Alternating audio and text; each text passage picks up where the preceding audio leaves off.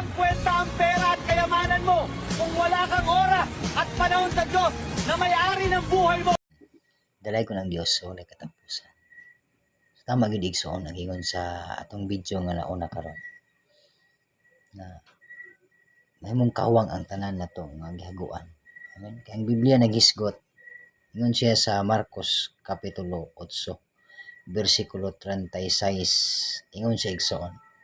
Unsa may makuha sa usa ka tawo kung maangkon niya ang tibuok kalibutan apan kawad-an sa iyahang kinabuhi. Wala gayud, walay bisan unsa nga ikabugti sa usa ka tawo aron mabawi niya ang iyahang kinabuhi. Amen.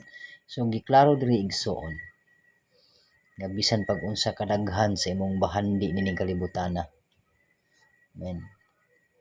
Dili nimo kayang paliton ang imong kaluwasan. Mao na karon igsoon kung usa ka karon nga nakadungog aning video ha, nakakita aning video ha, nya ikaw nagsalig ka sa imong kabtangan o bahandi nga imong naangkon karon. Isun ayaw ka nang ipasigarbo.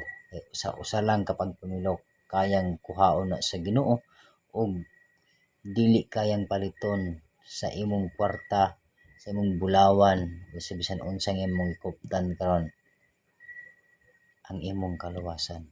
Busa ayaw na paglangan igsuon, hatagi nagpanahon ang Ginoo, balik sa Ginoo ug hinulsuloy ang imong sala. Kay ang Dios mahigugmaon ug andam siya nga mopasaylo ug mulawat kanimo kung ikaw mobalik sa pag-alagad sa Ginoo. Amen. God bless you igsoon og Dios mga panalangin kanimo nining matahom nga kagabion.